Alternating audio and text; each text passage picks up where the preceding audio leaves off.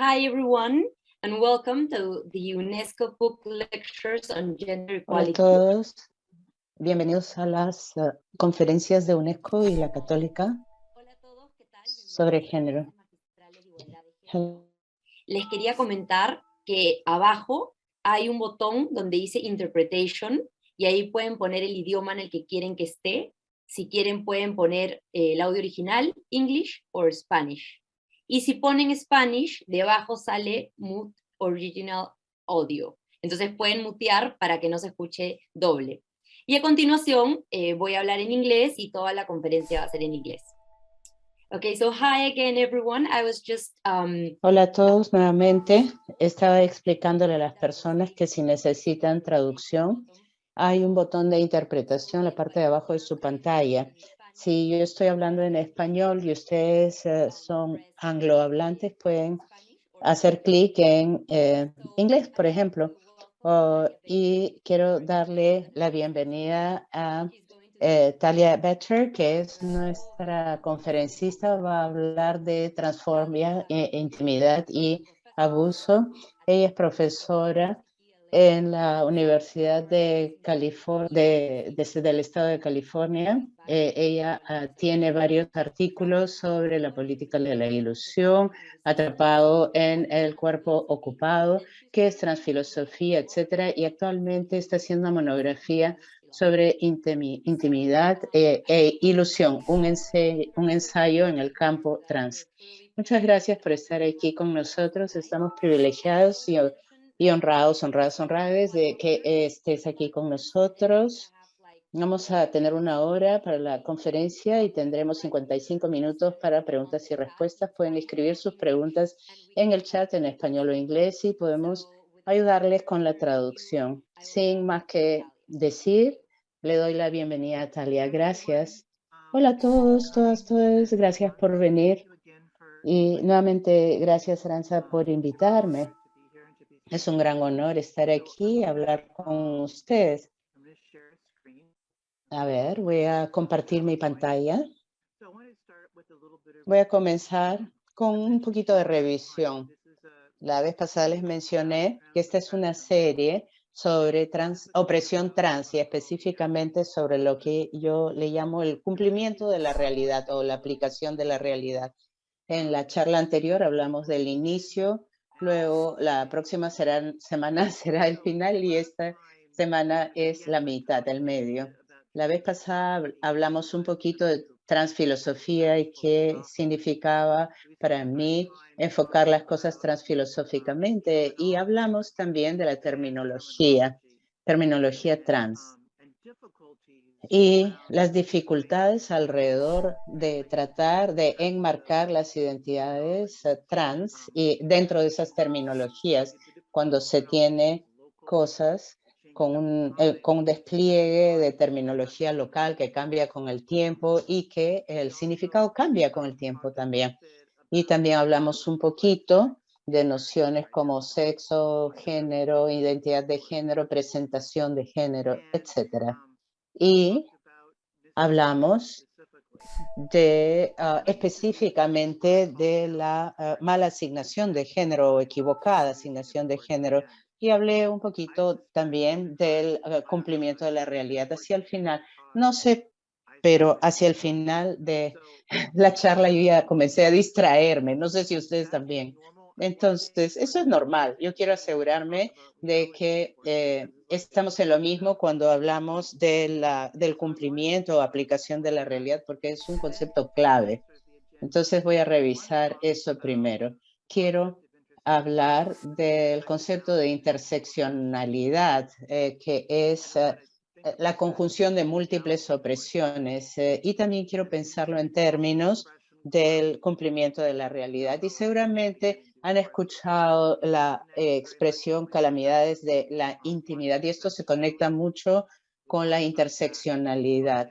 Hablaremos de eso y finalmente quiero hablar de las mujeres trans y del trabajo sexual, que va a ser una instancia de hablar sobre una sistemática compleja que es un entrelazamiento de distintas modalidades de opresión y cómo se constituyen en un sistema. En abstracto, he dicho también que voy a introducir el marco teórico para pensar en estas cosas y me parece mucho que en realidad nos hemos equivocado al hacerlo. Lo vamos a hablar la próxima vez. No estoy tan preocupada por eso ahora, entonces esto va a ser más que suficiente. También quiero decir que el material en el que estamos entrando ahora lo saco siempre de mi experiencia como persona trans, trabajando entre otros trans en comunidades trans, pero algunas de las diferencias que quiero mencionar tienen que ver con experiencias que tuve con la ciudad de Los Ángeles, un grupo de trabajo transgénero. Trabajamos, entre comillas, con la policía de Los Ángeles para hacer que ellos desarrollaran políticas para tratar mejor a las personas trans que lo que hacen. Y les voy a dar un poquito de antecedentes sobre eso también. Esto comenzó en el 2007 y realmente no estaba yo tan involucrada hasta el 2009, 2010. Aparentemente, sin embargo, y quiero compartir esta historia con ustedes, el oficial que me mandaron al grupo de trabajo, más o menos en la primera reunión que tuvimos, era aparentemente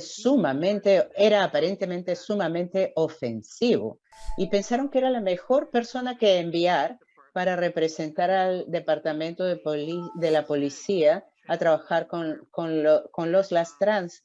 Y le dijo a las mujeres trans que eran todas hombres en realidad y que todas eran prostitutos. Y me imagino que esa era su manera de ser simpático, pero no era un inicio auspicioso, por decirlo lo menos. Y en el 2009 tuvimos un foro y hubo panelistas y yo fui una de las panelistas. Y ahí escuchamos a conferencistas que venían a hablar de sus experiencias de interacción con el Departamento de Policía de Los Ángeles.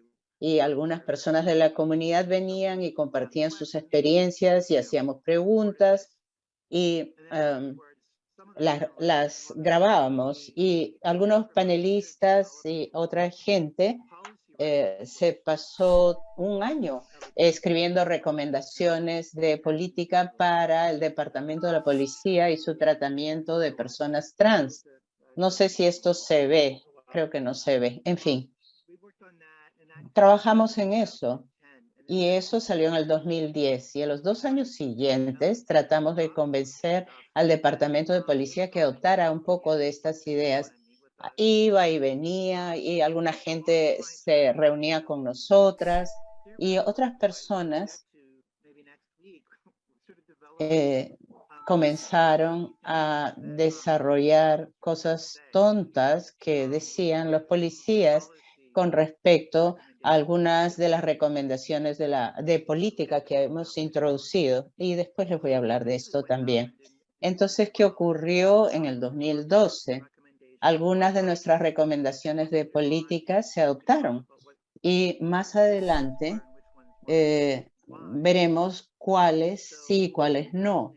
Y lo que fue interesante fue que básicamente nos dijeron que esto era lo que habían hecho y que nadie les había dado crédito por trabajar en eso, que era un poco desalentador. No nos importaba tanto siempre y cuando hicieran el trabajo y que ocurrieran las cosas. Y esto fue así hasta que en el 2016, me parece, me invitaron para este otro grupo, parte también de la ciudad de Los Ángeles, el grupo de asesoría trans, fundado por él o la alcalde. Y una de las primeras cosas que hicimos fue que queríamos ver cómo iban las cosas con la policía de Los Ángeles y cómo les había ido en términos de adoptar todas estas ideas. Y hablamos con los oficiales que se suponían que eran los mejores y más brillantes Y es como si nunca les hubieran dicho qué eran estas políticas, no tenían ni la menor idea. Y yo estaba muy molesta.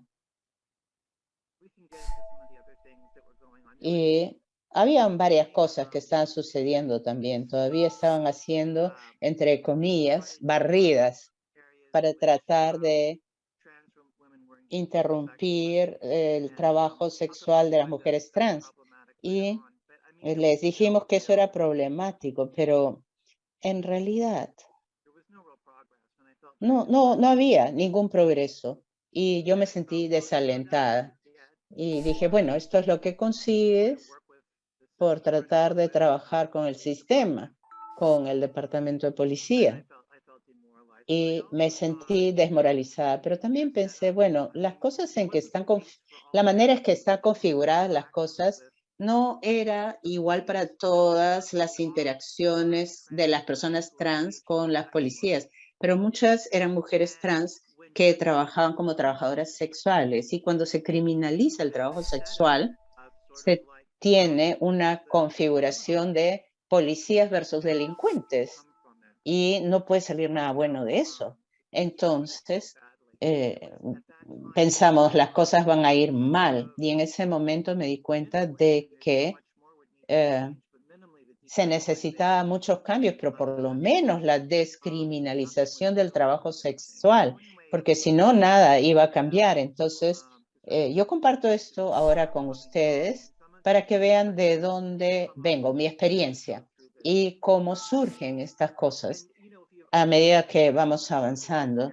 Y si quieren hacer preguntas sobre esta experiencia más adelante, podemos hacerlo en las preguntas y respuestas. Ok, entonces, recuerden que la aplicación errónea del género es aplicar una categoría equivocada a alguien, ya sea hombre o mujer, si no son binarios, por ejemplo, o identificarlos como transexuales o transgénero, que también puede serlo, y también identificarlos como travestis y su identidad en realidad sería transgénero. Entonces es también una manera de asignar de manera incorrecta un género o equivocada. Otra cuestión que veo también y que no se aplica a toda esta aplicación equivocada tiene que ver con categorías y sus significados que tienen que ver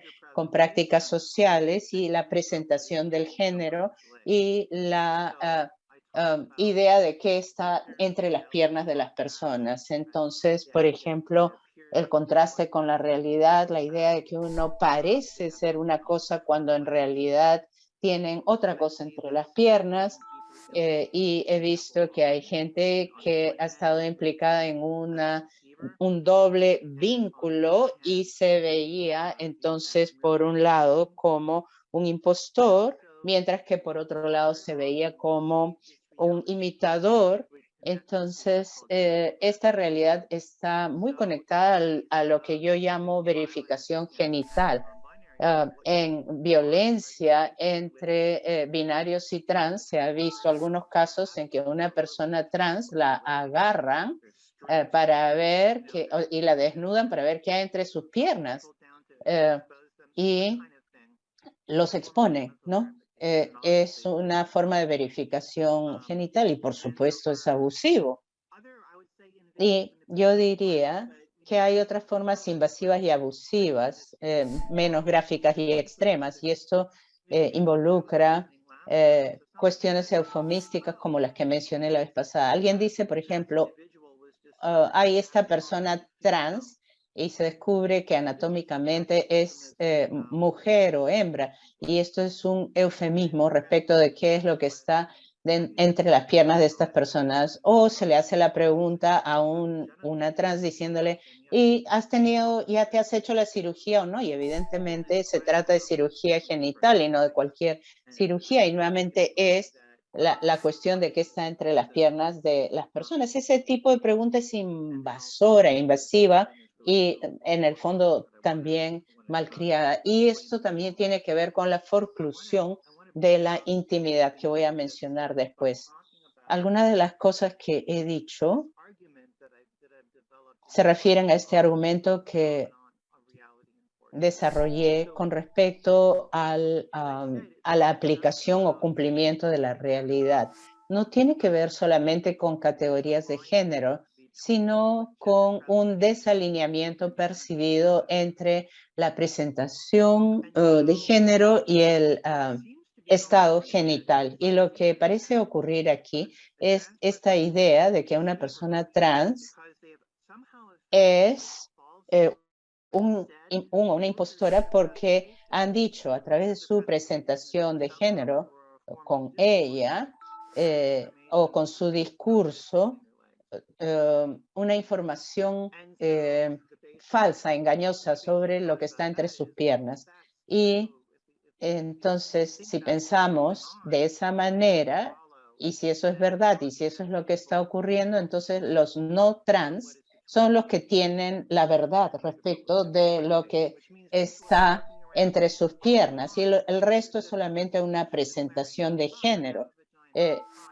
Si uno, por ejemplo, tiene una presentación de género que dice, yo tengo una vagina o yo tengo un pene, lo cual es un poco peculiar, es abusivo preguntar información sobre los genitales de las personas. Uno no le preguntaría a un amigo sobre si tiene vagina o pene. Es malcriado, es invasivo en un sistema en el que la presentación de género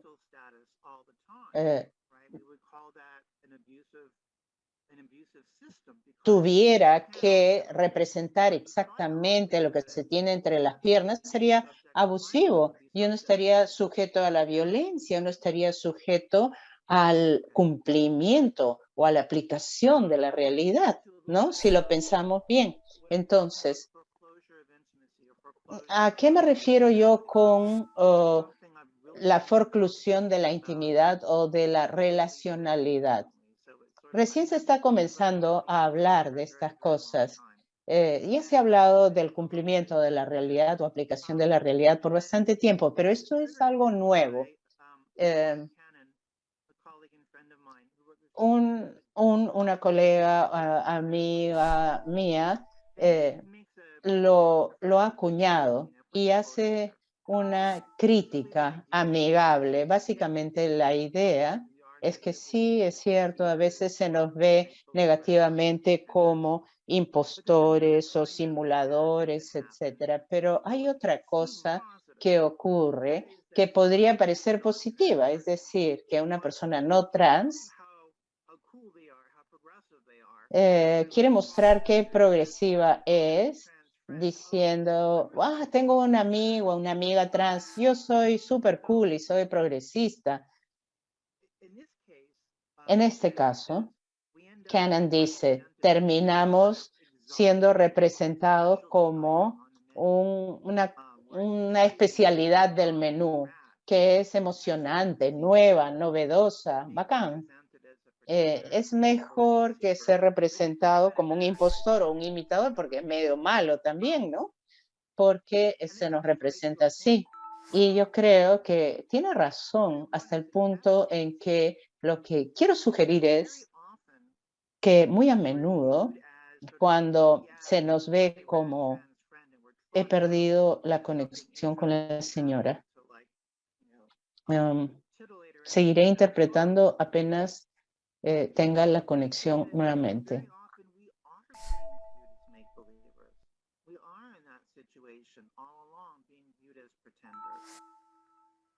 Que se nos vea como simuladores. Una manera es muy hostil y terminan diciendo, este es un hombre que dice, ja, ja, ja. Esta persona está pretendiendo, es una mujer que está pretendiendo ser un hombre. Esa es una manera de hacerlo. Otra manera es que la otra persona juega el juego, digamos.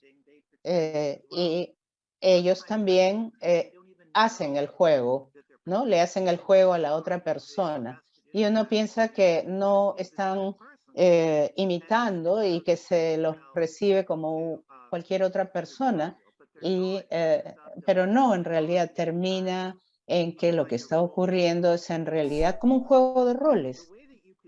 Y la manera en que uno puede decir que es un juego de roles es que más adelante las cosas surgen y el problema de pronto aparece, y eso ocurre normalmente cuando alguien decide llevar demasiado lejos la simulación o la imitación. Por ejemplo, alguien que pretende ser cirujano cerebral, ¿no? Y llega hasta la cirugía, no, eso sería llevarlo demasiado lejos, ¿no? Entonces, alguien te puede tratar como un hombre o una mujer y las cosas pueden parecer fantásticas, pero después dicen, no, ya estamos yendo demasiado lejos con esta simulación o imitación, y ahí emergen los problemas. Uno piensa que uno es aceptado y resulta que no, porque resulta que hemos ido demasiado lejos con la imitación. Y entonces, entre comillas, esto que se lleva demasiado lejos termina en la calamidad de la intimidad, porque las cosas van demasiado lejos cuando hay cuestiones de la intimidad sexual en particular. Y ciertamente ahí es un ratito, no, ahí nomás.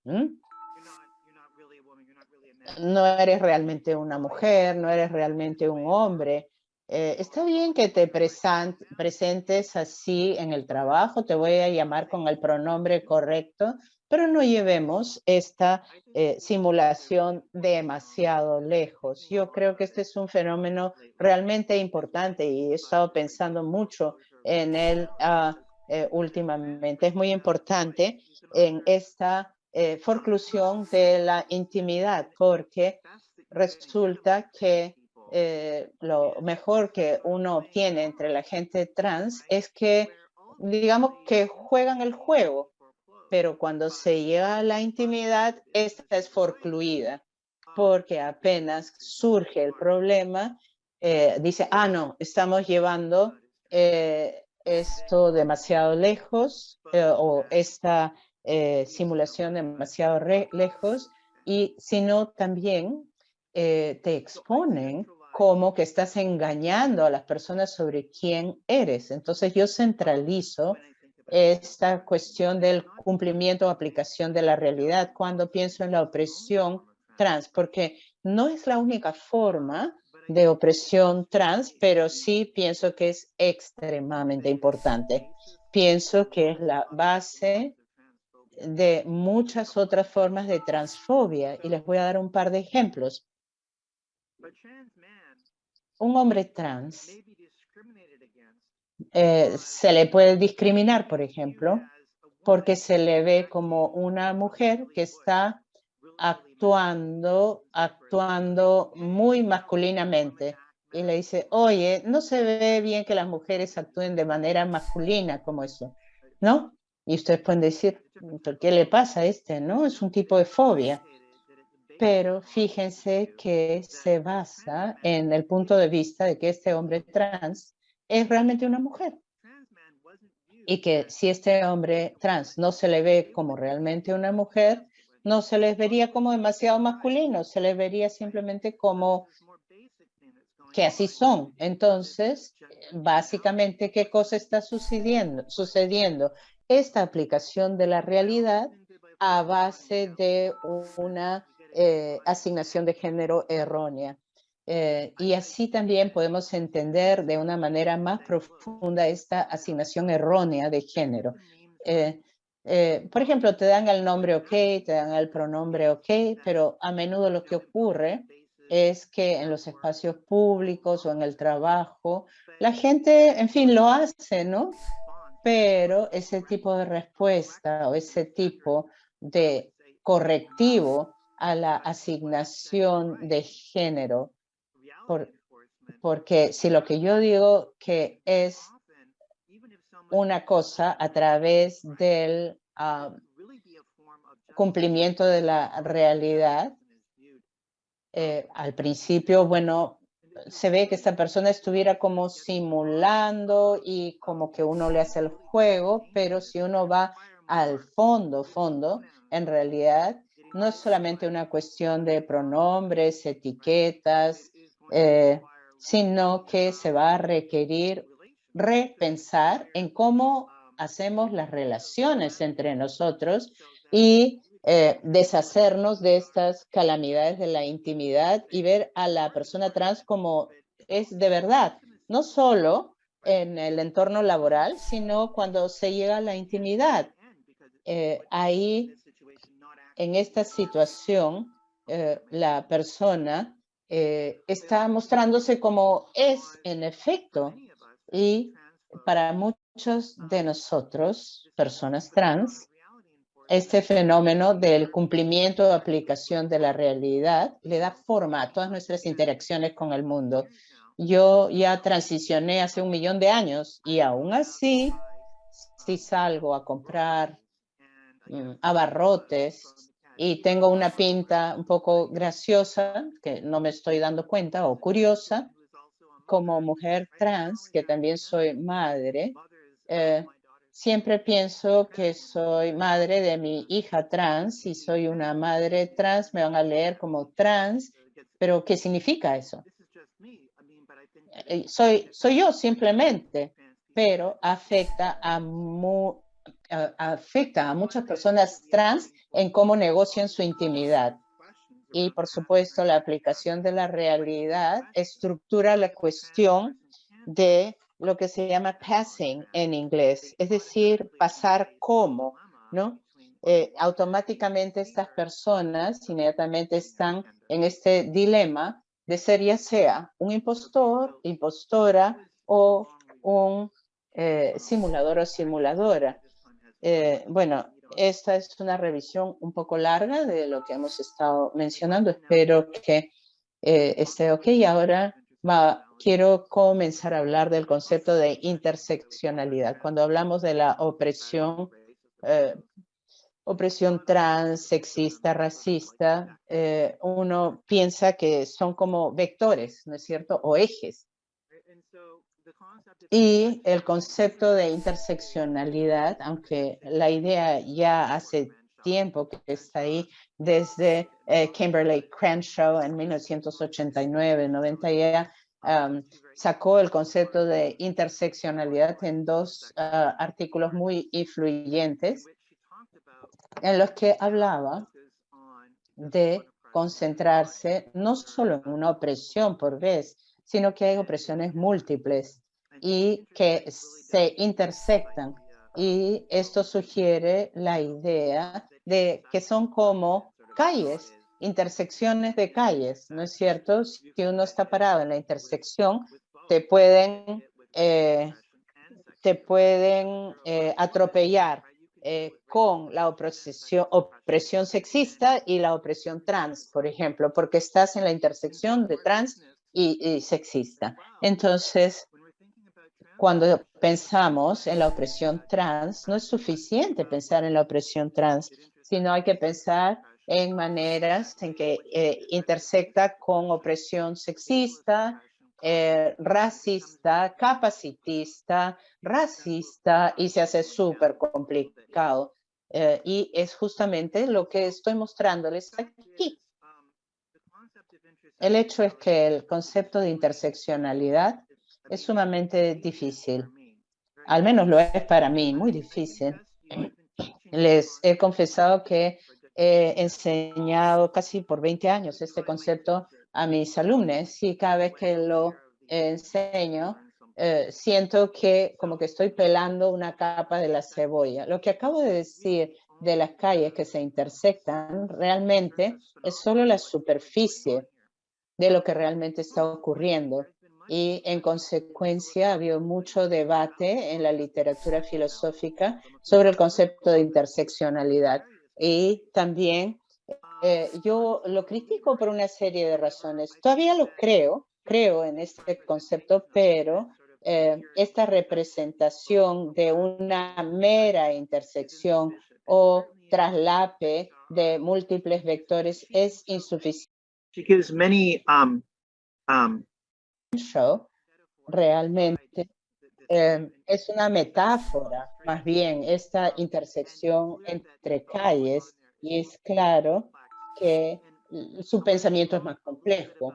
Y voy a hablar un poquito de cómo complejizarlo hoy en día, incluso más.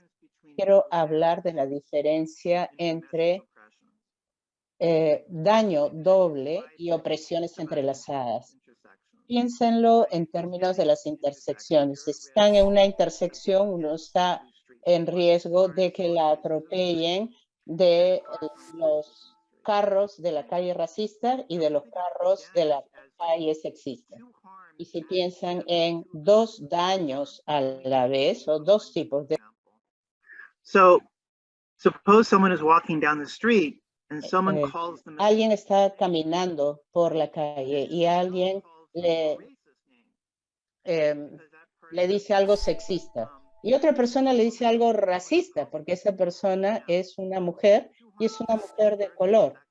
Ocurren dos daños. Primero, la versión racista y la otra, la versión sexista. Son dos daños diferentes. Le llamamos doble daño. ¿Qué es lo que quería Crenshaw con esto? Pensar en esta idea de entrelazar. Esta es de la filosofía de María Luganos. Y la idea aquí es que acá, bueno, hay racismo, aquí hay sexismo. Uno solamente tiene un daño en realidad, pero funciona como si fueran dos, porque hay una opresión racista y una opresión sexista, pero se siente como una sola cosa. Entonces aquí tenemos un par de ejemplos. Uno es una cita de Angela Davis, de su artículo famoso, violación de un violador racista, y usa esta terminología. Normalmente no decimos esclavos, sino decimos gente esclavizada, pero ella habla de esclavos. Y lo que quiere decir es que las mujeres esclavizadas eran vulnerables a la violencia sexual por parte de estos hombres que eran los amos. Y aceptar esa violencia es realmente algo antifeminista, es misógino, es sexista y también racista, porque proviene de esta noción de la supremacía racial, viene del fenómeno de esclavización. Hay un daño, la violación, pero es una manera del amo de no solamente subordinar sexistamente y sexualmente a una mujer, sino también racistamente a una esclava negra. Entonces son dos opresiones diferentes al mismo tiempo, en el mismo acto. Otro ejemplo es de Snorton, de Black on Both Sides, y tenemos el desarrollo de técnicas quirúrgicas a través de operar a mujeres esclavizadas negras, y lo hacía sin anestesia, y por supuesto ellas no tenían elección. Y eso fue la base para el desarrollo de distintas tecnologías médicas. Ahora, el punto es que esta violación de estas mujeres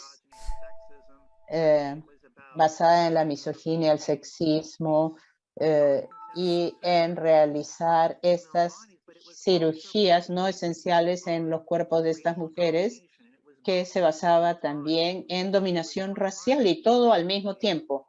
Un daño que provenía de todos esos ejes, sexismo y racismo al mismo tiempo. Ese es el tipo de cosa que yo quisiera pensar hoy día con ustedes.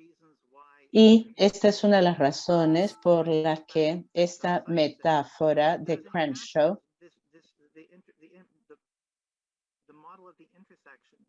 el modelo de la intersección, no capta esta noción de opresiones que se entrelazan. Ahora vamos a pensar en el entrelazado de las opresiones en un contexto trans, específicamente en términos del cumplimiento o aplicación de la realidad. Algunos de los más notables, o sea, clarísimos, cuando hay un cumplimiento de la realidad muy fuerte contra los hombres trans, es violencia sexual contra esa persona trans.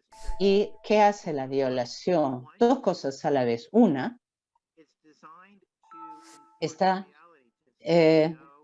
la intención es hacer cumplir la realidad. No, tú eres verdaderamente una mujer y te estamos violando como mujer. Y obviamente es una forma de violencia sexista y misógina. Es la instanciación de ambas cosas. La aplicación de la opresión trans y de la opresión sexista a la vez. Teniendo esto en mente,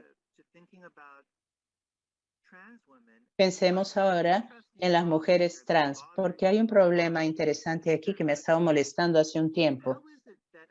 ¿Cómo es que una mujer trans puede ser sujeta al entrelazamiento de la opresión trans y la opresión sexista?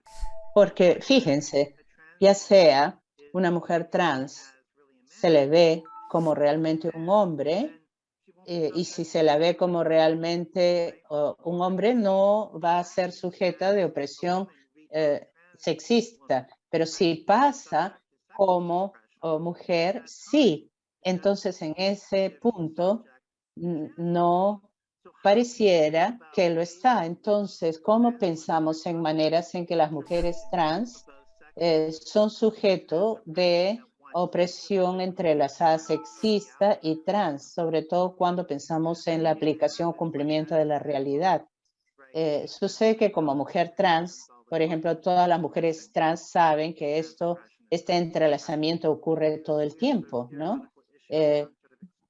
Por ejemplo, pero es difícil explicarlo teóricamente. Ahora quiero regresar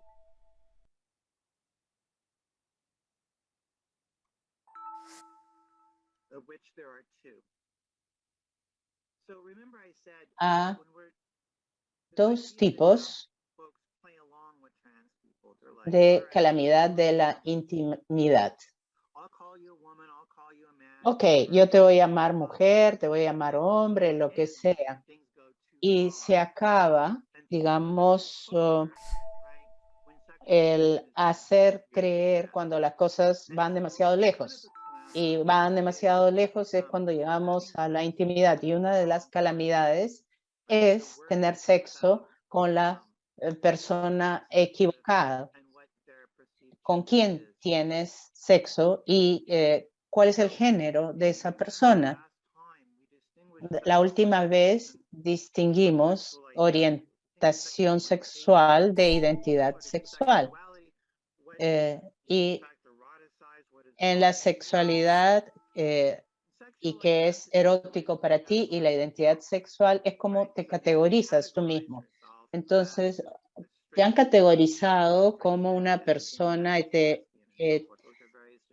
heterosexual o también como gay o como lesbiana, etcétera. Son identidades sexuales, ¿no es cierto? ¿Y qué está ocurriendo?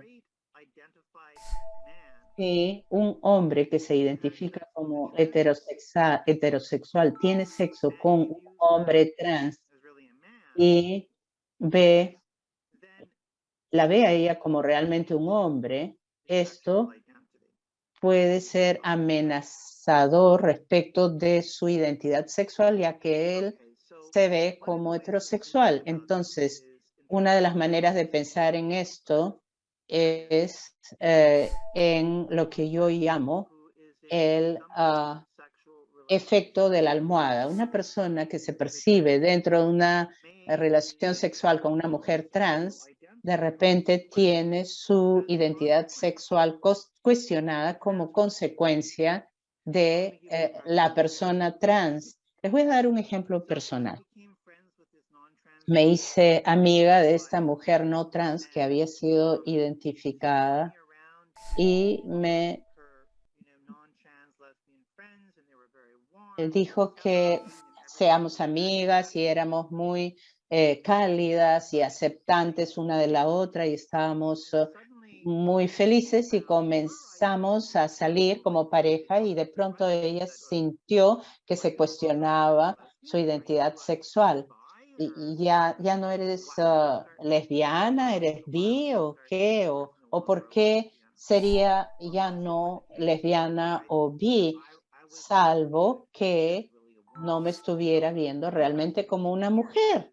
Entonces, lo interesante aquí es que tu propia identidad sexual en una relación sexual con una persona trans puede cuestionarse. Entonces, una de las maneras de pensarlo es que puede haber una tensión entre, por un lado, el deseo sexual y la identidad sexual. Voy a explicarlo.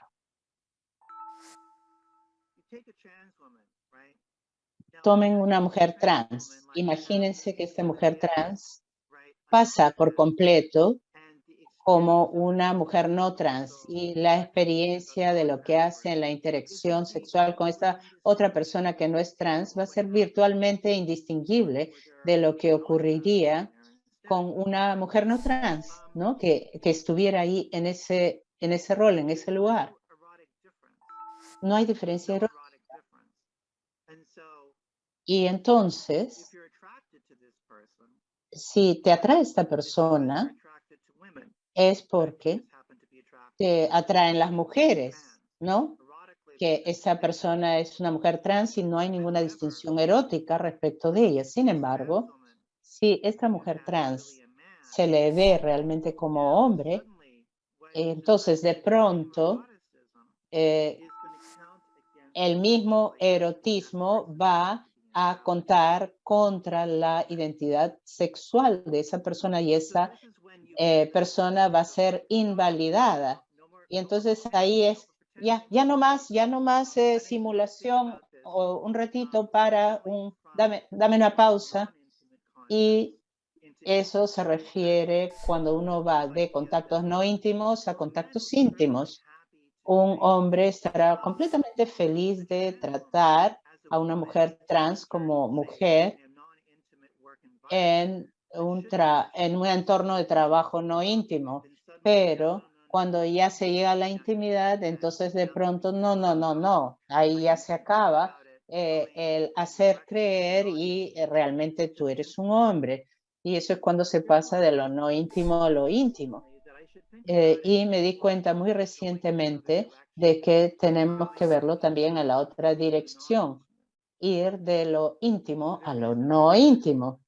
La razón de esto es en parte porque la tensión está entre atracción sexual posible, por un lado, y el bloqueo que viene por la identidad sexual o lo que va a decir alguien sobre esta identidad sexual, por lo menos. De repente, esto resulta un poco oscuro. Espero que al darles detalles lo entiendan. Muchas mujeres trans saben esta verdad y lo voy a decir de una manera de repente demasiado general, pero la mayor parte de hombres heterosexuales tendrán sexo con mujeres trans a puerta cerrada. Ninguno de sus amigos sabe de eso o siempre y cuando sus amigos no lo sepan y ni estén involucrados con eso. Lo que les preocupa no es necesariamente tener sexo con esa mujer trans, sino que otras personas lo descubran y entonces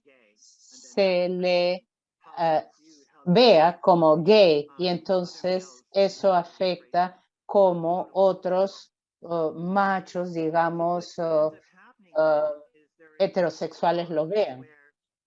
Entonces hay este bloqueo en el que las mujeres trans muy rápidamente se constituyen como pequeños secretitos sucios para los hombres no trans que te tratan como una mujer de reemplazo, de relleno, porque no hay nadie más. Y bueno, ya pues está bastante bien, siempre y cuando sea un secretito sucio y los amigos no se enteren.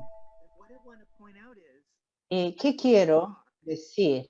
Que este bloqueo de ir de íntimo a no íntimo, en la idea de que, bueno, yo no te voy a mostrar a mis amigos, ni tampoco te voy a presentar a mi mamá, ¿no? No eres ese tipo, no eres esa chica. Constituye a las mujeres trans como la otra, o la puta, o la mujer que termina siendo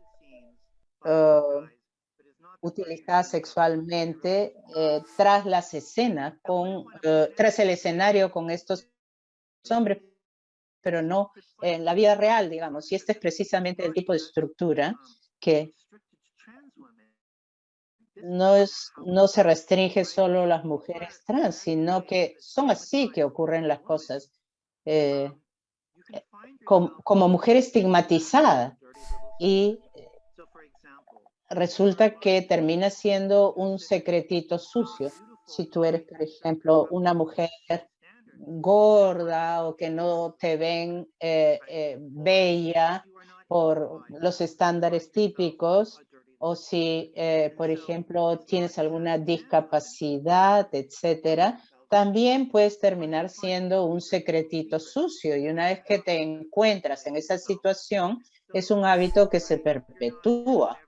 Entonces, nunca vas a dejar de serlo, porque al ser el tipo de mujer que simplemente tiene sexo con el tipo de esa manera, las cosas, digamos, no terminan en una relación de largo plazo, en matrimonio, etcétera, ¿no?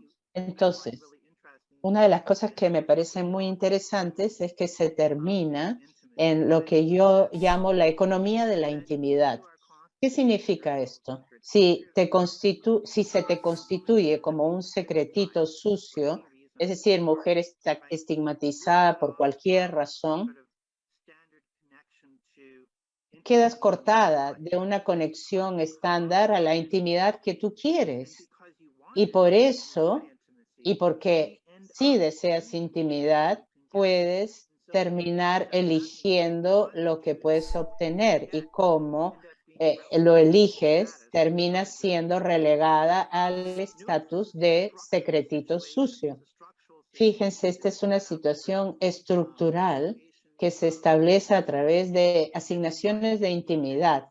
¿A quién consigue qué? ¿A quién le dan qué?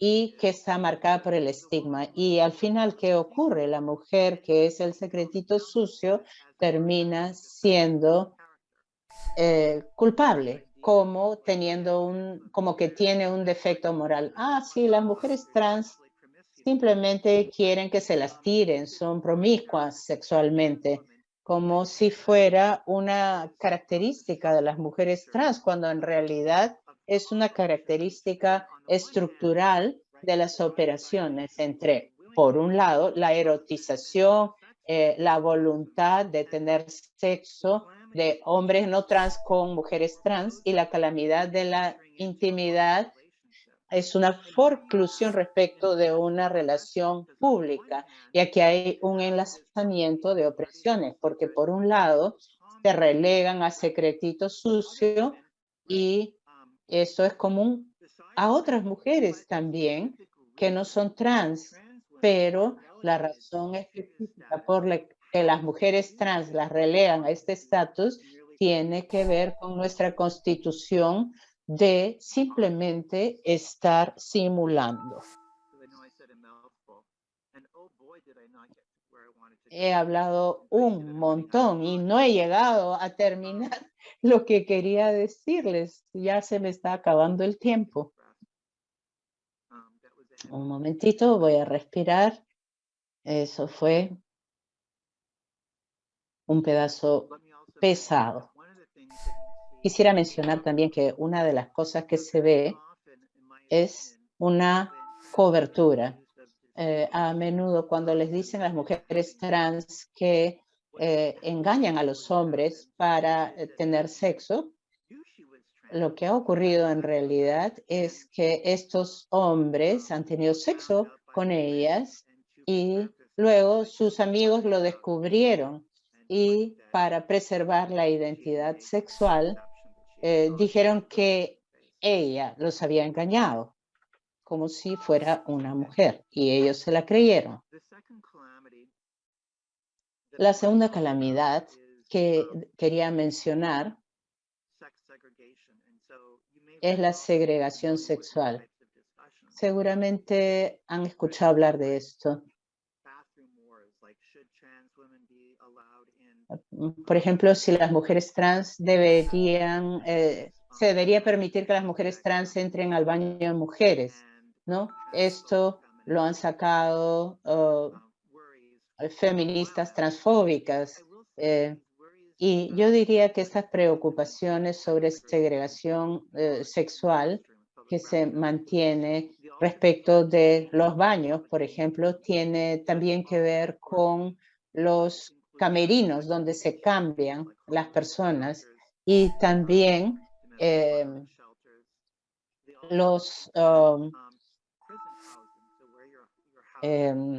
lugares donde se recibe y protege a las personas en peligro de violencia sexual y también el cateo. El cateo, si te catea un policía hombre o te cotea una mujer, tiene todo eso que ver con segregación sexual. Los albergues también. Yo digo que todo esto es una calamidad también, porque ¿qué es lo que ocurre?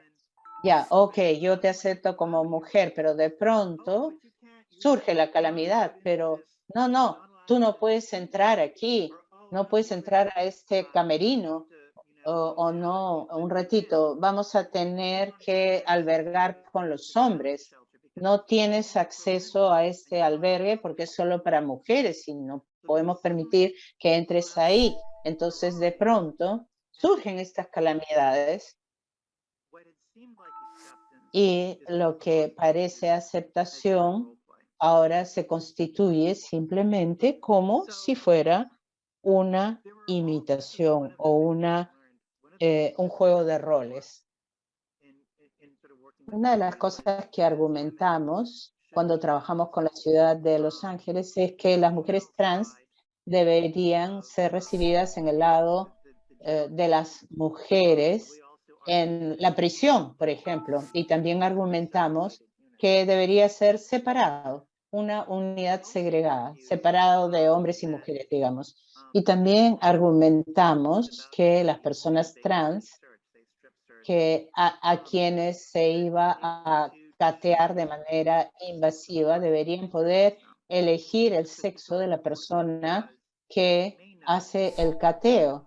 Deben saber que esto es importante porque dependiendo de las muy distintas intervenciones de las personas trans, tu cuerpo termina de cualquier manera. Y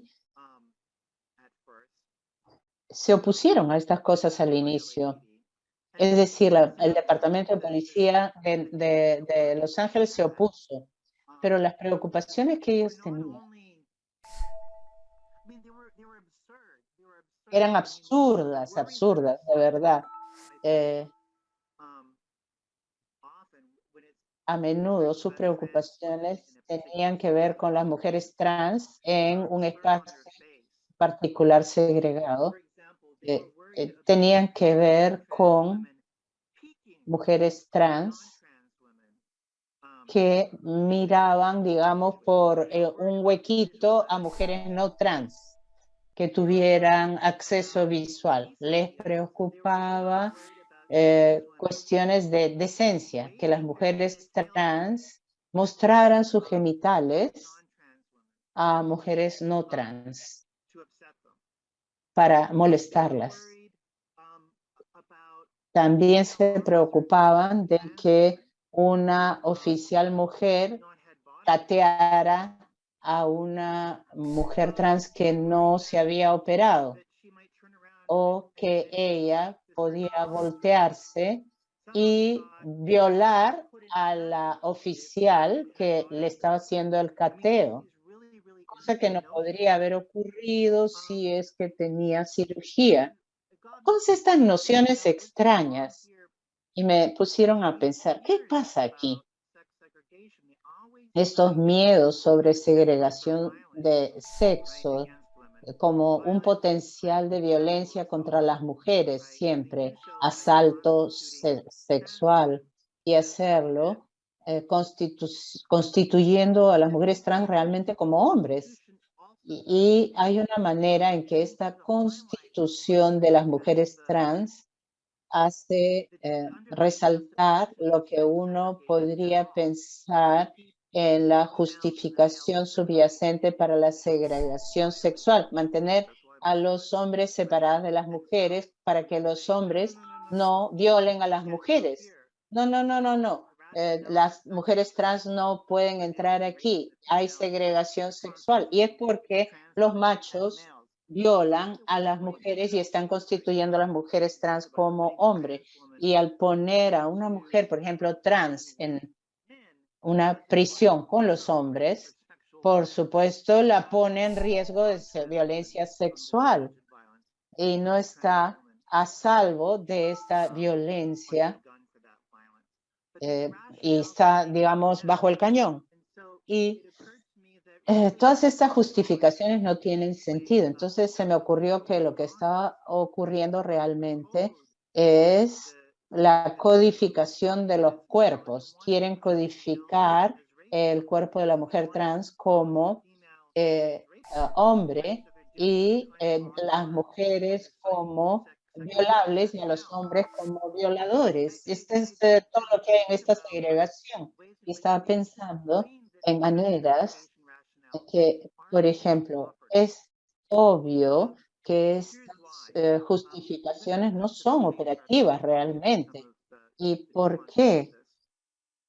En vez de entrar en los detalles de esto, les voy a dar un ejemplo. Invariablemente lo que ocurre en estos debates es que los hombres trans los borran de estas preocupaciones por completo. He tenido este debate con un filósofo que es una feminista transfóbica y ella decía que las trans no eran mujeres realmente y que tenían que ir al baño con los hombres. Y le dije a ella, ¿y qué piensas de los hombres trans? A ellos deberían permitirles entrar en el baño con mujeres que no son trans. Ella dijo, bueno, no lo he pensado mucho, pero a mí no me importaría, no me preocuparía. Entonces, ¿qué ocurre? El hombre trans se le constituye como un no riesgo. No es un riesgo de violencia sexual o acoso sexual o lo que sea. Para mí es claro que ella no está pensándolo bien realmente, porque si lo piensas bien, si fuera a tener un hombre trans ya androgenizado, ¿no? Una cara masculinizada, barba, etcétera, entrar en un baño de mujeres, ¿ustedes creen que a las mujeres no les importaría? Y los hombres trans harían comentarios sexistas sobre las mujeres que están ahí. Diría, bueno, es tu problema, ¿no? Lo absurdo aquí es que esto nos muestra que estas justificaciones son falsas. No hay una verdadera preocupación respecto de que se acose a las mujeres realmente en un baño. Es un esfuerzo de codificar los cuerpos como violables o violadores. Y a partir de eso construyen su justificación. Y también pienso que esta es la razón por la cual,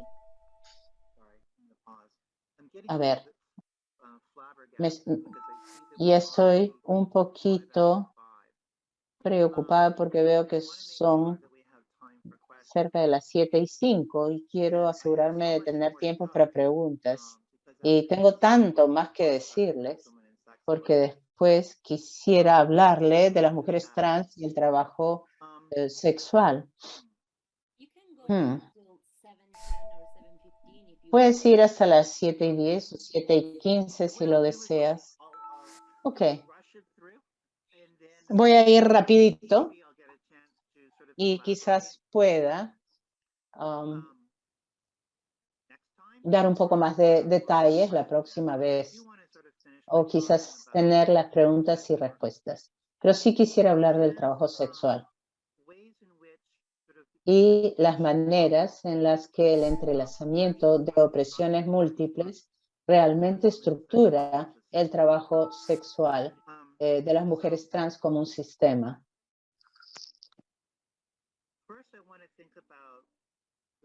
Entonces, primero que nada, quiero hablar de las fuerzas que crean el trabajo sexual de las mujeres trans. Lo podemos pensar en términos de un modelo económico. La primera pregunta, entonces, es cómo crean un grupo de mujeres disponibles para que entren en este tipo de trabajo sexual. Quiero ser clara. Lo que voy a decir no quiere criticar el trabajo sexual per se. Como dije antes, yo pienso que se le debe descriminalizar, despenalizar. Sin embargo, hay que prestar mucha atención a los sistemas que existen actualmente y cómo se configuran y las condiciones que llevan a las personas a entrar en el trabajo sexual. Si tú entras en trabajo sexual porque no puedes obtener un empleo en ningún otro sitio por la transfobia, entonces ahí tenemos un problema, ¿no? Y a eso es a lo que voy. Y quería sugerir que hay muchas cosas que conspiran en esto. Si pensamos en el rol de la transfobia y la falta de apoyo familiar o falta de acceso a recursos educativos y la falta de oportunidades de empleo, como mencioné, entonces pueden ver cómo esto conduce a crear un suministro de mujeres trans en este trabajo. Otra cosa importante es el derecho a salirse. Uno quisiera poder salirse del trabajo sexual si uno lo elige. Y para salirse del trabajo sexual se necesita, en la situación actual, programas, albergues, maneras de ayudar a las trabajadoras sexuales a pararse sobre sus propios pies. Y la realidad es que no hay muchos programas ni albergues para mujeres trans. Y la razón es justamente el cumplimiento o aplicación de la realidad. No puede entrar esta mujer trans en este albergue, ni tampoco a este albergue para los sin hogar. O estos programas son solamente para mujeres, pero no para mujeres trans. Y si las mujeres trans no tienen los recursos, por ejemplo, acaban de salir de la cárcel, ¿qué recursos van a tener? Entonces otra vez regresan al trabajo sexual. No tienen derecho a salirse. Hay que considerar maneras en que la transfobia y la aplicación de la realidad da forma a todas estas cosas. Y también podemos meter otras cosas en esto. En los Estados Unidos, la economía y la distribución de los recursos económicos es sumamente racializada. Entonces, si es que hay una falta de recurso económico o educativo, hay discriminación en el lugar de trabajo y ahora también metes el asunto de la raza, esto va a aparecer todavía como más precario. Entonces, ¿qué es lo que crea la demanda? Una de las características interesantes es que si haces trabajo sexual trans como mujer trans, lo cual no es siempre el caso, hay un mercado nicho para una sexualidad particular que se quiere tener específicamente con una mujer trans. Y esto significa un par de cosas. Uno, a ver, siento que voy a tener que regresar a esto y que me estoy apurando mucho. Lo haré la próxima vez, quizás un poquito. Maneras en que las mujeres trans se les puede erotizar y también se puede erotizar a partir del cumplimiento de la realidad, como feminizando a un hombre. Ese es un erotismo en relación con la relación con una mujer trans. Y se le ve como a un hombre que está siendo feminizado. Nuevamente es el caso del cumplimiento de la realidad o de la aplicación de la realidad. Mientras tanto, hay fuerzas que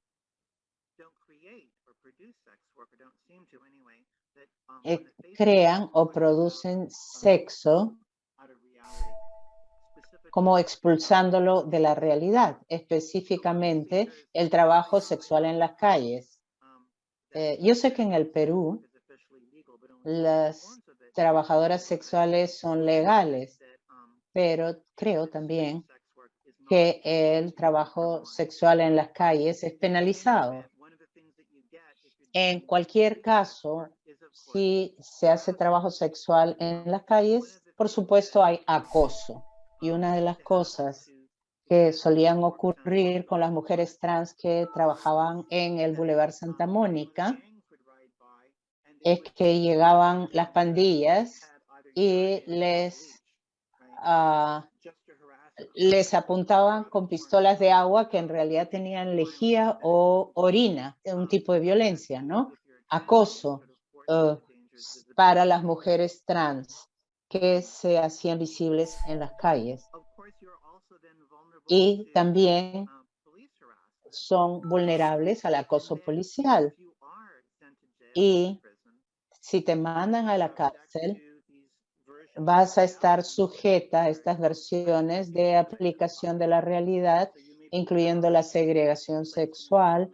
Se te pone, por ejemplo, en una prisión para hombres o te catean hombres, policías, y te acosan y violan hombres policías.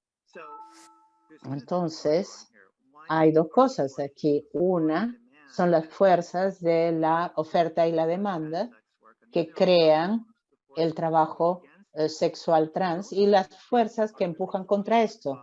Y ambas cosas están estructuradas por la transfobia y por un cumplimiento particular de la realidad. Y lo que quiero sugerir es que las fuerzas que van en contra del trabajo sexual trans son parte del sistema. Realmente sirven simplemente para desestabilizar, lo cual lleva a la reducción de costo. ¿Qué ocurre normalmente? La policía, digamos, tolera el trabajo sexual en las calles, pero de vez en cuando hace una redada y saca a esas trabajadoras sexuales a otro lugar. ¿Qué hace? Simplemente las desestabiliza, les quita la capacidad de responsabilizarse de su negocio, ser verdaderamente una empresaria. De repente uno encuentra un buen lugar para encontrar, pero es un poco estable. Entonces, hay un sistema integrado que te ataca de todas partes. Es un sistema económico. Entonces, espero haberles mostrado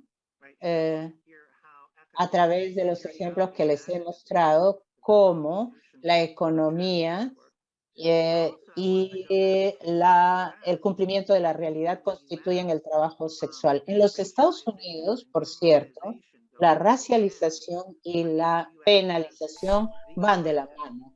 Estados Unidos tiene la población en cárcel de color más grande del mundo. Las proporciones raciales son enormemente diferentes. Entonces, el sistema de justicia criminal o penal tiene como blanco a las personas negras en este país. Entonces, tenemos un sistema donde las mujeres trans más vulnerables las ponen en estas situaciones en las que continúan siendo vulnerables, y es un sistema que mezcla la dinámica transfóbica, racial, económica y sexista. Y con eso paro, porque veo que hay un montón de preguntas y disculpen por haberme apurado en este tema, pero muchas gracias. Muchas gracias por tu presentación. Si alguien tiene preguntas, pueden utilizar el chat y podemos comenzar con las preguntas y respuestas. Ok.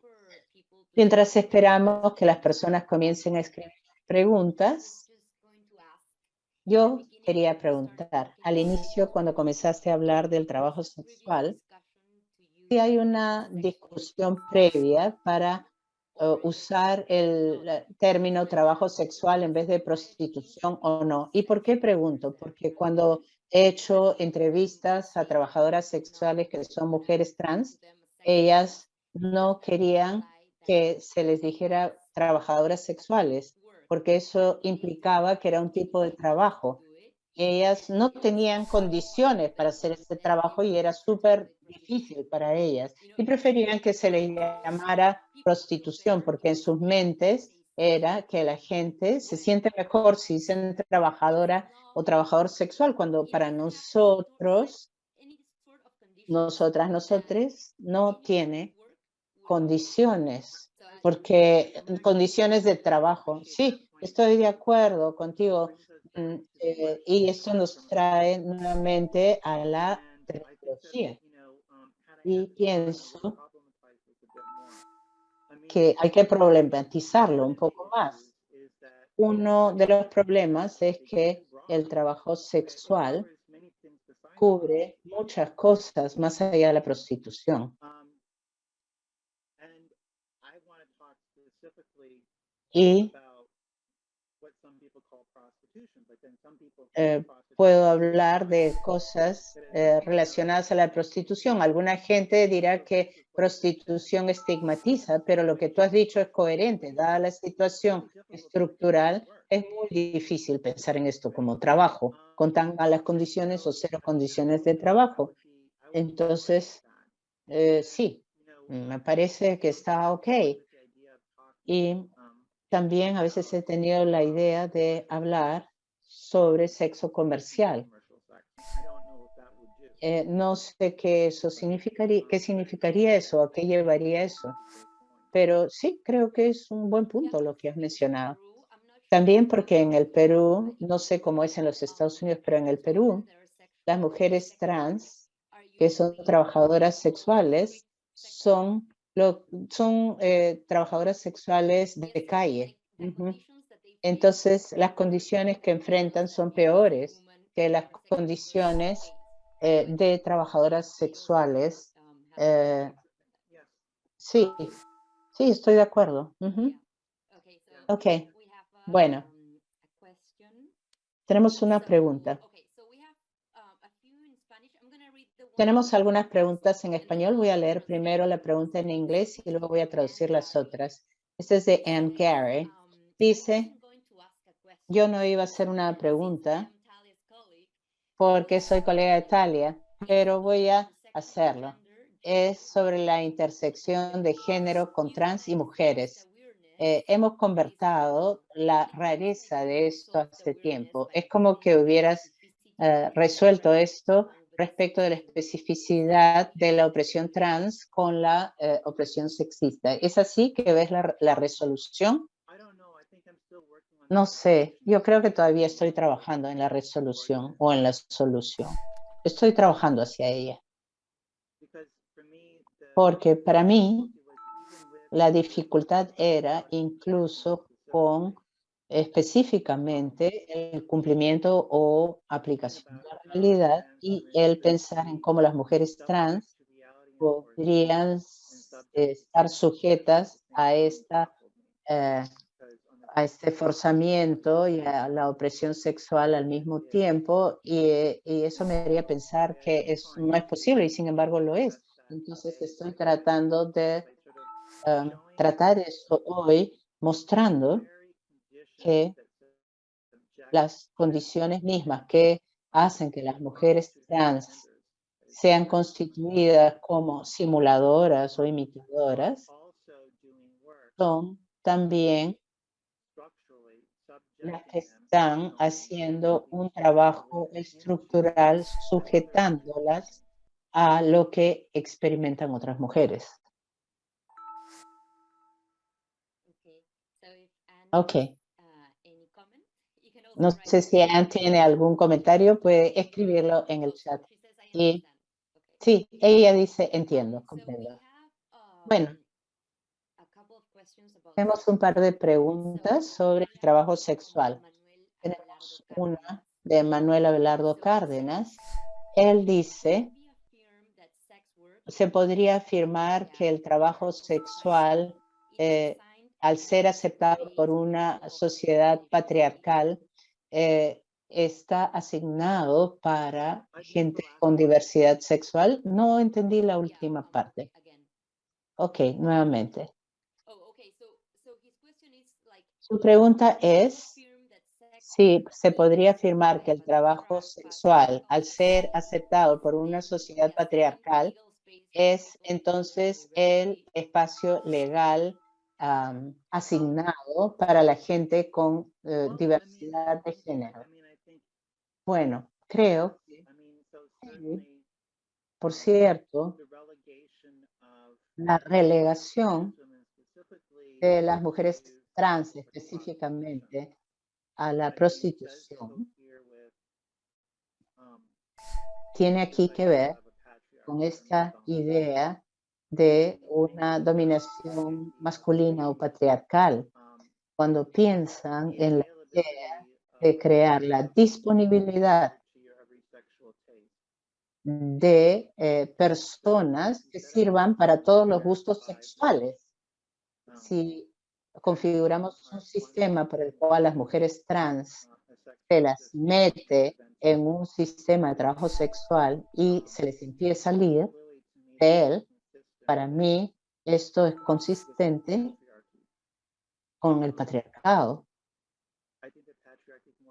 Yo creo que el patriarcado es más complicado, pero una de las cosas es que en la medida en que el hombre patriarcal blanco pueda, si quiere, tener sexo tras las puertas y se le permita, es evidente que el trabajo sexual que no fuera patriarcal, claro, es perfectamente posible. No voy a decir que no existe. Y quizás en tal situación se podría tener diversidad sexual. Pero no veo que ocurra ahora. La única diversidad sexual que se ve es los distintos mercados de nicho y los distintos gustos de los hombres que acuden a esos servicios. Si no respondía a la pregunta, yo creo que la siguiente pregunta es similar de cierta manera, y la siguiente pregunta es de Emma Ceballos. Ella dice, de lo que has dicho sobre el trabajo sexual, se debe entender que debe protegerse como una oportunidad laboral. Yo creo que se refiere al trabajo sexual, si debe ser protegido, si debe ser legal. Es creo lo que la gente está pensando. Es una situación difícil. Yo tengo una colega que escribió un libro arguyendo que el trabajo sexual y la prostitución no es trabajo sexual porque tiene una analogía importante con el trabajo en términos de un contrato del empleo, etcétera. Entonces, ¿qué dice ella? Hay un modelo noruego en el que se criminaliza a los proxenetas y no a las mujeres. Entonces, ella tiene una visión abolicionista respecto de ellos. Le dije a ella, eso es fantástico, pero si haces eso, tal como están las cosas ahora, va a haber muchas mujeres trans sin recursos, sin oportunidades económicas decentes en absoluto. Si cesara de existir el trabajo sexual, tendrías que cambiar mucho más que eso. Tendrías que hacer que las trans tengan acceso a la educación, a oportunidades económicas, a oportunidades laborales, aparte del trabajo sexual, porque si no tienes eso, ¿qué otra cosa van a hacer los trans? Entonces, no, yo tengo que ser honesta, yo misma entré en trabajo sexual, pero tengo muchas amigas que lo han hecho y que lo continúan haciendo y tienen perspectivas un poco mezcladas. Alguna gente dice, sí, tengo mi negocito, estoy haciendo un poco de plata, ningún otro empleo me va a pagar lo que yo necesito para poder acceder a tecnologías de transgénero. El trabajar en McDonald's no me permitiría hacerlo. Otro punto de vista es, esto es horrible, yo he terminado haciendo esto, aunque no quería, incluso he entrado a consumir metadona y tengo que pagar eso y ahora estoy en la situación en la que tengo que permitirle a los hombres hacer estas cosas conmigo que encuentro degradantes y ellos son transfóbicos e invalidan mi identidad como mujer todos los días y me tiran al suelo. Yo no quiero ser parte de esto. Perdón, no metadona, sino metanfetamina. Y cuando escucho esas cosas, escucho otras cosas que están en el medio de ambas y hay mucha complejidad. No hay una respuesta simple como sí o no. Y por eso lo divido en varias características estructurales. Sí, hay trabajo sexual trans. Si un día lo eliminas, entonces tienes que tener que proporcionarles empleo decente, no algo que sea, digamos, muy precario o muy bajo y que no le permita tener acceso a todas las tecnologías de género que necesita. Entonces, sin embargo, hay que tener el derecho a salirse. Es claro que lo que existe ahora no está bien. Sí, estoy de acuerdo con ustedes. De repente no funciona. Si no funciona, entonces se necesita otra cosa. Pero cambiarlo implica ver todos los factores y ver qué necesita cambiarse. Definitivamente el derecho a salirse, de tener programas que no discriminen contra las mujeres trans, esas cosas, ¿no? Y también una forma en que las mujeres trans puedan ir a albergues de las personas sin hogar sin que se invaliden sus identidades. No sé si estoy respondiendo a sus preguntas, quizás lo he complicado demasiado. Sí, Manuel tiene una pregunta posterior. Mucha gente está muy interesada en lo que estás diciendo sobre el trabajo sexual. ¿Quisieras regresar a las diapositivas? En la parte quizás que no pudiste terminar. Sí, es verdad que lo he hecho súper rápido. A ver, un ratito. I'm going to go back to it then.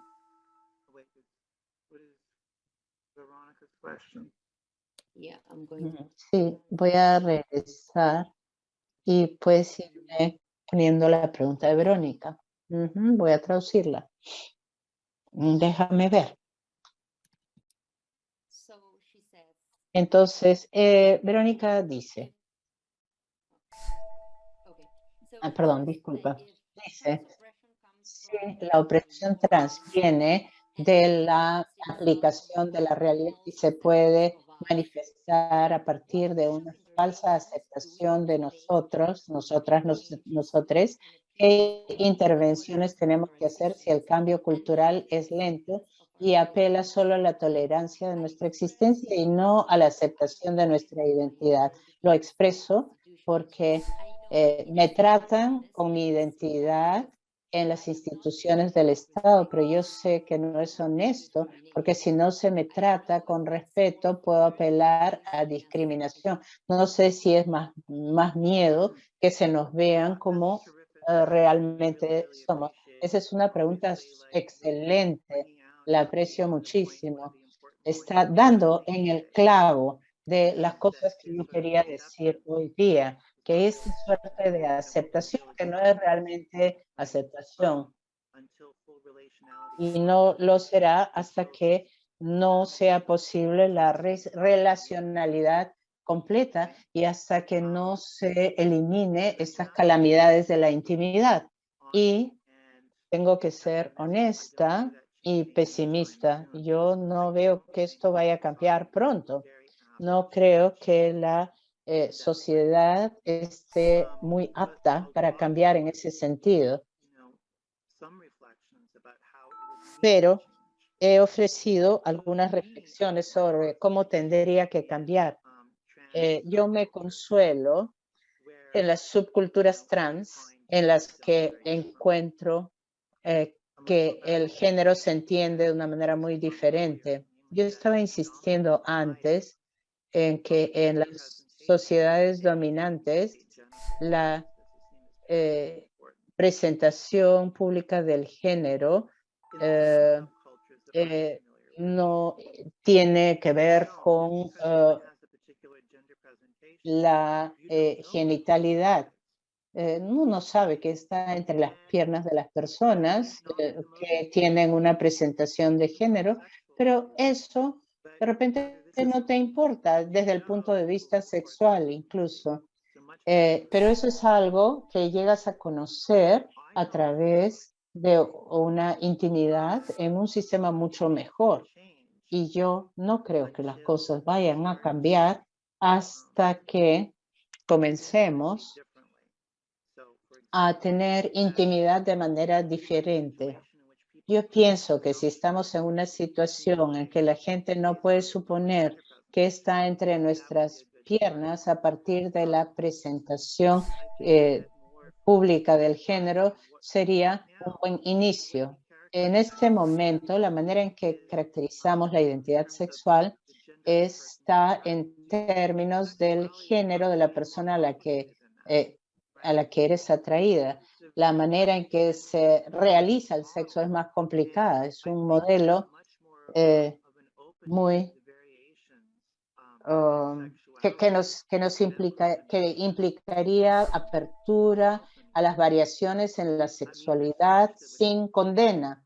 Hay muchas cosas que se necesita cambiar, pero yo pienso que es un primer paso. Este podría ser un primer paso, el decirle a la gente, ¿sabes qué? Toda esta idea de que vamos a hacerlo bien institucionalmente, bien los nombres, bien los pronombres, eso no es suficiente, no es suficiente, ni siquiera está cerca de ser suficiente, porque es como hacer el juego, simplemente. Yo creo que esto puede ser el inicio de la conversación en la dirección correcta. Gracias. Bueno, tenemos la pregunta de Naomi Schimmel.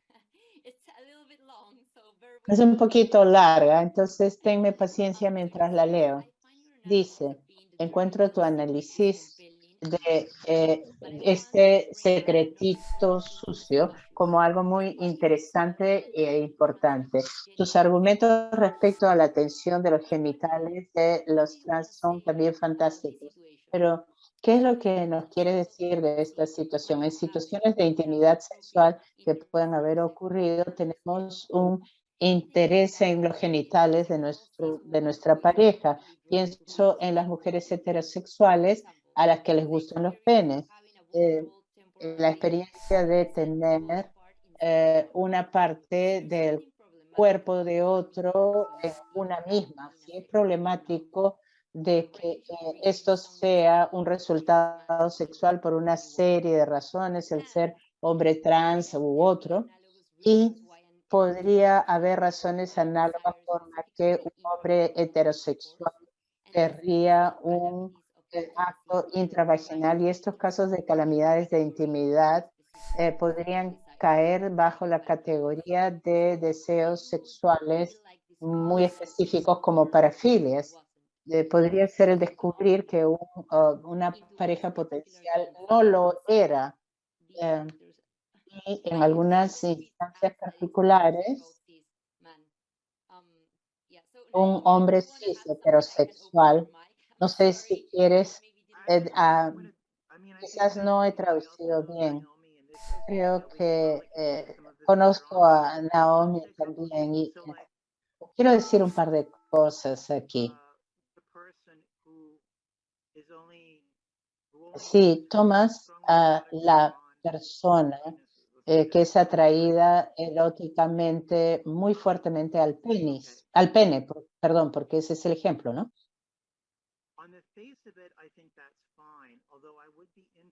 Pienso que, ok, pero yo me interesaría en la siguiente pregunta. ¿En qué consiste el eroticismo? O el erotismo, perdón. Consiste en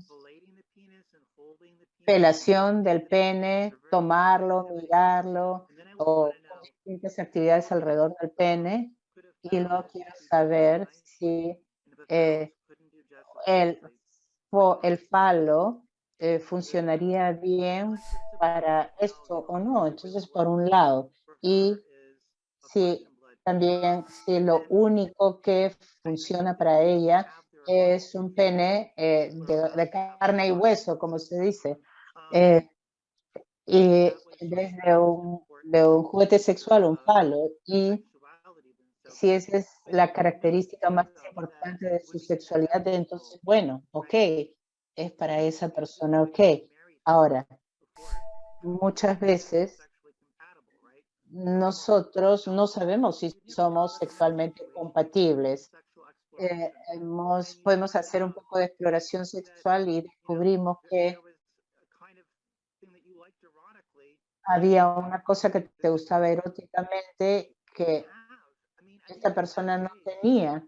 Entonces pienso que en ese caso, pues, dejar, digamos, de ver a esta persona sexualmente, o si están buscando algo en una pareja sexualmente y no lo encontraron, es igual que eso, ¿no? Me parece. Discúlpame, me canso tanto que comienzo a hablar de una manera poco comprensible y me frustra mucho. Bueno, entonces voy a abrirle el micro de Naomi, porque creo que quiere hacer una pregunta de seguimiento. Hola, Naomi. Hola, gracias. Y gracias, Talia. Mm, Bueno, a medida que yo leía mi pregunta, comenzaba a responderla y creo que tú lo has respondido mejor. Ahora que lo pienso, eh, es algo así como, eso es lo que realmente me gusta y estoy atraída a esta persona, pero quiero hacer esta cosa particular.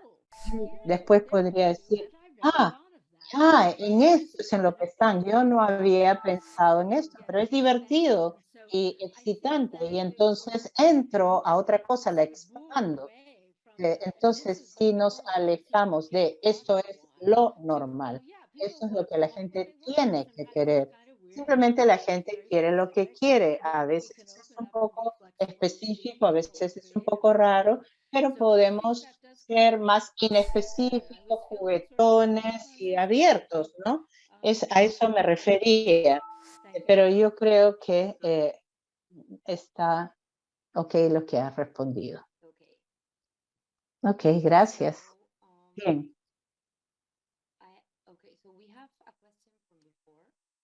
Tenemos una pregunta de antes.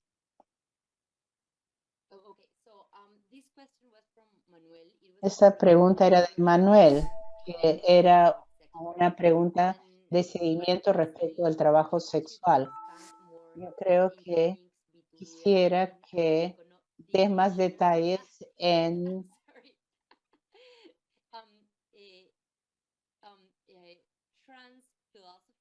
el entrelazamiento entre la filosofía trans y la teoría decolonial, porque tú has hablado de la raza también. Entonces, él quiere que expandas un poquito sobre eso. Hay una respuesta corta a esto.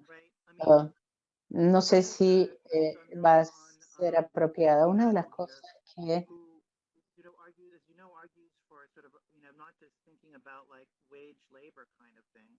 Galeano, en que habla de trabajo servil, habla de esclavitud, de explotación, etcétera.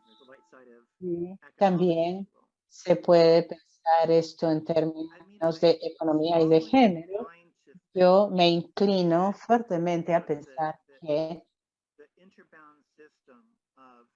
en el sistema de sexo trans y que lo que vemos aquí verdaderamente es que se debería analizar no en términos de trabajo asalariado, sino del lado oscuro del género. Y una continuación de una imposición colonial en realidad. Ahí iría yo con respecto a lo que se está mencionando hoy día. Ok, Manuel, si tienes alguna otra cosa que añadir, la puedes poner en el chat. Quisiera mencionar algo sobre el trabajo sexual. Una de las cosas que yo veo, y bueno, yo no sé cómo funciona en los Estados Unidos, pero tú puedes cambiar tu nombre legalmente en los Estados Unidos. Si tú eres trans o quieres cambiarlo porque quieres, pero en el Perú no puedes. Entonces, si eres una mujer trans, no puedes cambiar tu nombre legalmente. Entonces, cuando abres una cuenta bancaria o quieres hacer lo que sea y te piden tu DNI, vas a tener tu nombre de hombre. En el Perú es uno de los problemas que tienen las mujeres trans para obtener empleos, porque como dijiste, se trata de la aplicación o el cumplimiento de la realidad, porque te presentas como mujer a un empleo y entonces te piden tu DNI y ven el nombre de hombre. Y entonces no reciben la oportunidad de ese trabajo. Entonces quería preguntar si eso también es un problema en el contexto en el que has estado trabajando. Por cierto, existe la posibilidad legal de cambiar tu nombre, pero cuesta dinero. Y de repente no tienes acceso a los recursos y de repente ni sabes de esto. Si haces una transición hormonal y haces trabajo sexual, cambiar tus documentos es algo que no vas a hacer. Incluso si es algo que puedes hacer. Entonces, yo creo que a menudo esto ha sido una diferencia importante también en California, porque depende también de qué estado estés en los Estados Unidos. Hay una diferencia grande entre California y Perú, por supuesto, pero informalmente, en el fondo, a veces terminas en lo mismo. Pero quisiera añadir que no tener tu documentación en orden puede ser una razón por la que tienes te toma más tiempo encontrar empleo, pero no es la única. Primero que nada, the educational background that you have, the sort of Dependiendo de tu educación o de tus antecedentes o tus recursos educativos o los recursos educativos a los que has podido acceder, eso te determinará en qué sitio vas a terminar o qué tipo de empleo vas a tener. Y dos, incluso si tienes el DNI correcto, no significa que vas a poder progresar en el entorno laboral. Yo sé de gente trans que no podían promoverse porque a pesar de que los aceptaban, supuestamente están en un sitio en que los trataban de manera desagradable o a pesar de que supuestamente los aceptaban, no los promovían. Y no sé si eso cambia mucho en el sistema. Yo entrevisté a una mujer trans que había podido ir a la universidad. Yo he entrevistado a varias mujeres trans en el Perú. Muchas de ellas comienzan a transicionar en la secundaria. Las botan de sus casas cuando comienzan a transicionar y terminan en la calle. Pero esta mujer en particular comenzó a transicionar mientras estaba en la universidad. Entonces, ¿qué ocurrió con ella? A pesar de que terminó todas las clases, no pudo obtener su grado porque tenía su nombre de hombre. Incluso si había estudiado y es abogada, no puede practicar como abogada porque no quiere tener un grado con un nombre de hombre. Entonces, muchas de las cosas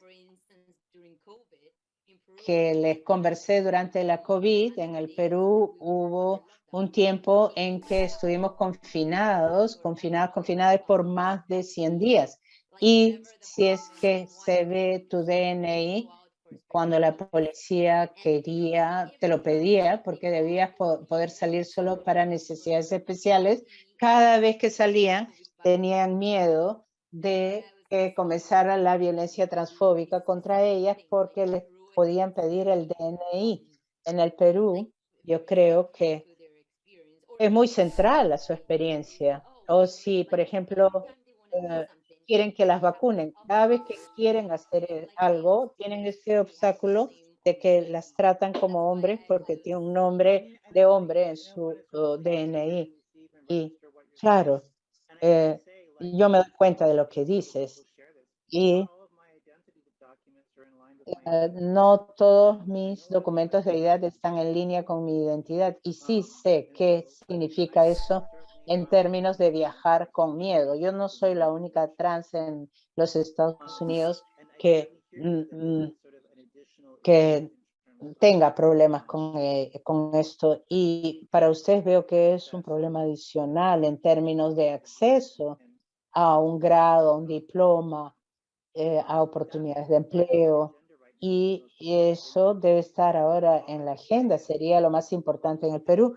Todo lo que puedo decir es que eso no va a resolver todos los problemas, porque todavía va a haber discriminación en el empleo, transfobia, todo eso. Y, por cierto, te diré que,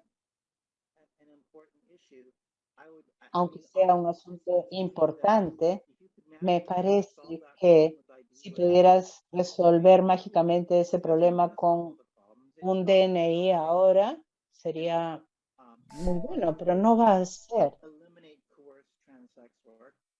Es como si fuera a eliminarse el trabajo sexual trans. Eso no va a ocurrir. O podemos pensarlo de otras maneras. La desvaloración internalizada en la sociedad no va a cambiar porque cambies un DNI. Hay muchos factores, ¿no? Sí, sí, claro. Sí, estoy de acuerdo contigo. Simplemente pienso que hay más cosas, nada más. Sí, estoy de acuerdo. Yo lo quería mencionar porque aquí es ilegal y no sabía muy bien cómo era en los Estados Unidos, pero claro, por supuesto, hay muchos otros factores y consecuencias. Y sí, claro. Gracias. Tenemos un comentario de Verónica Clemente, hizo una pregunta anteriormente y dice, y lo mismo con respecto al trabajo sexual. Xerofobia se encuentra como una limitación extra para encontrar casa, salud, etcétera, en este mandato de intimidad y genitalia. También con respecto al VIH en los centros de salud. Ella estaba simplemente añadiendo cosas a lo que ya habíamos dicho. Y es cierto lo que ella dice. En el Perú, incluso para los servicios de prevención de VIH, no hay un programa especial para las mujeres trans, ¿no es cierto? Y están asimiladas como hombres. Yo creo que para obtener medicina de VIH sí hay una diferencia para las mujeres trans, pero solo para mujeres trans, no para los hombres trans, por ejemplo. ¿Mm? Sí.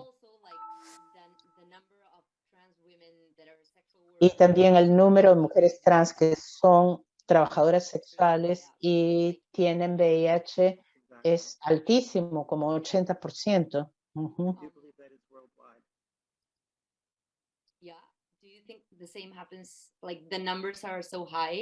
¿Las cifras son así de altas en países como los Estados Unidos? Sí, son muy altas en los Estados Unidos. No sé si tan alta como eso, pero sí sé que es alta la cifra. Importa en términos de demografía racial también, ¿no? Es importante. En los Estados Unidos se ha puesto que las mujeres trans negras son las más vulnerables de todas las especies de cosas más horribles. Piensas en VIH, en cero prevalencia, violencia, vulnerabilidad económica, etcétera. No me sorprende que en los Estados Unidos, que se construyó sobre racismo antinegro, este no sería el caso. Yo creo que aquí ocurre algo similar, no específicamente con la población negra, pero sí en términos de raza en general. Una pregunta más, Susana Rice. Ella está preguntando si puedes compartir, perdón, hablarnos un poquito de mujeres trans lesbianas en términos de lo que has dicho y de tu análisis.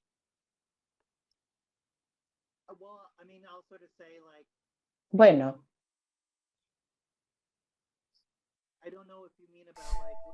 no sé si te refieres a las trabajadoras sexuales o a las calamidades de la intimidad, pero una de las cosas que mencioné antes, cuando estuve en una relación con una mujer lesbiana identificada como no trans,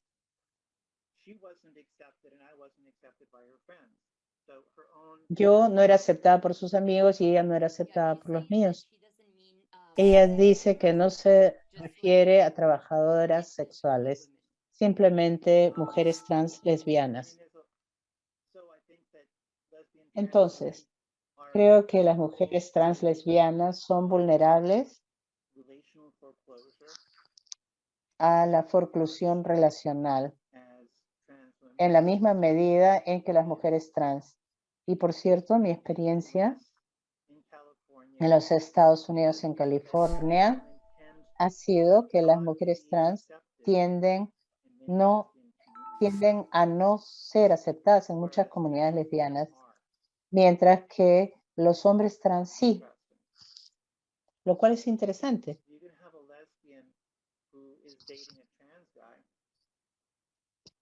Tú tienes, por ejemplo, una lesbiana que sale con un pata trans, pero las mujeres trans no son muy aceptables. Ha cambiado un poco, era mucho más prevaleciente antes. Entonces, creo que está cambiando, pero sigue siendo el caso. No sé si esto responde a tu pregunta.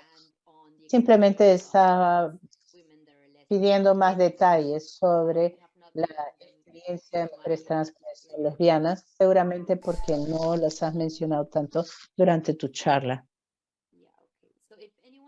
Ok.